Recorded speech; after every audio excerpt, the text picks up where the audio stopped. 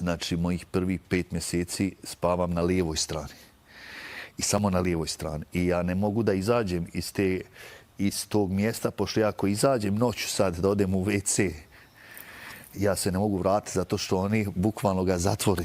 To je jedna linija, mi smo izvali linija sardina, zato što smo kao sardine bili, ležali i to će ti se samo jednom desiti, da noću izađeš odatle i da se nekako izvučeš i da odeš do WC-a i kad se vratiš imaš da budiš najmanje 20 njih, da ih budiš, da bih opet ušao na to svoje mjesto. Da? I posle nekih, pa ne znam, ne bi tačno mogu reći, 4-5 mjeseci sam dobio moje prvo mjesto gdje sam mogao da legnem na leđa.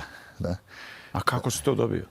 Pa dobio sam zato što u toj hijerarhiji, čim neko sad izađe, dobije svoju slobodu, onda ide redom, da? I tako neđe prilično između 4 i 6 mjeseci traje da dobiješ svoje mjesto.